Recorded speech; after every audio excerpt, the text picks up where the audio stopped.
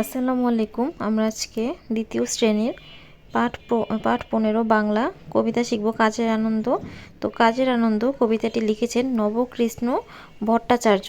মৌমাছি মৌমাছি কোথায় যাও নাচি নাচি, দাঁড়াও না একবার ভাই, ওই ফুল ফুটে বনে যাই মধু আহরণে, দাঁড়াবার সময় তো নাই। ছোট পাখি কিচিমিচি ডাকি ডাকি, কোথায় যাও বলে যাও শুনি, এখন না কব কথা আনিয়াছি তৃণলতা, আপনার বাসা আগে বুনি।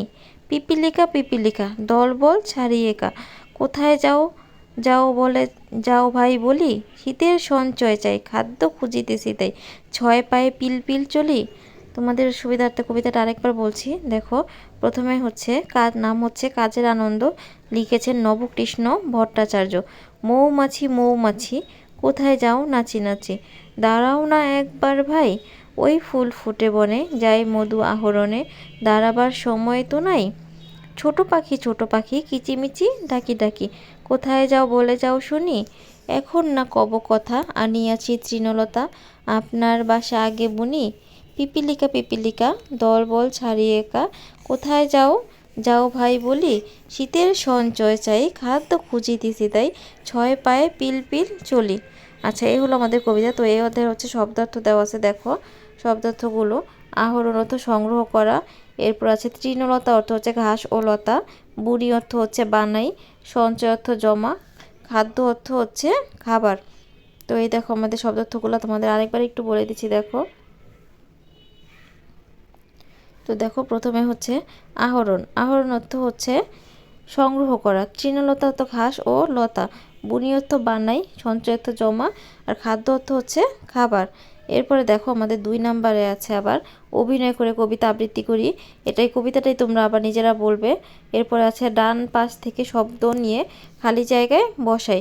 তো প্রথমে আছে মৌমাছি ড্যাশ আহরণ করে, মৌমাছি মধু আহরণ করে, এটা হচ্ছে হবে মধু, এটা হচ্ছে হবে মধু 1 নাম্বার।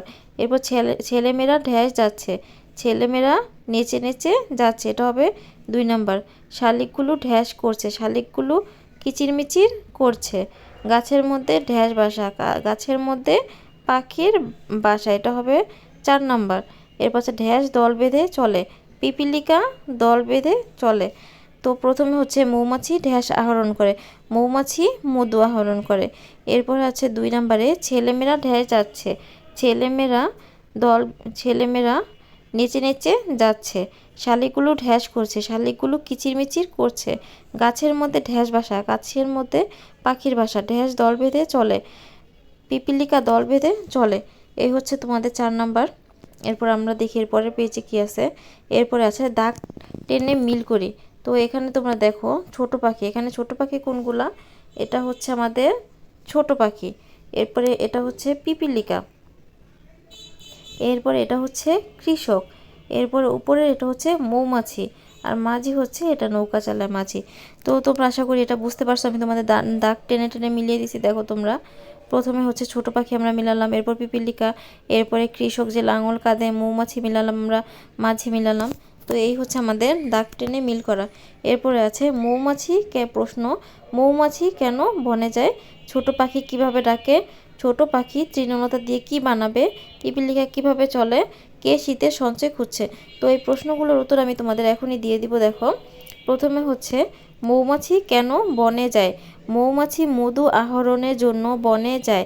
2 নাম্বার হচ্ছে ছোট পাখি কিভাবে ডাকে, ছোট পাখি কিচিরমিচির করে ডাকে। 3 নম্বরে ছোট পাখি তৃণলতা দিয়ে কি বানাবে, ছোট পাখি তৃণলতা দিয়ে তার জন্য বাসা বানাবে। পিপিলিকা কিভাবে চলে, পিপিলিকা 6 পায়ে পিলপিল করে চলে, কে শীতের সঞ্চয় খুঁজছে, পিপিলিকা শীতের সঞ্চয় খুঁজছে। তো এই হচ্ছে তোমাদের প্রশ্নগুলা। তো আশা করি তোমরা ভিডিওটা পুরোই বুঝতে পারছো।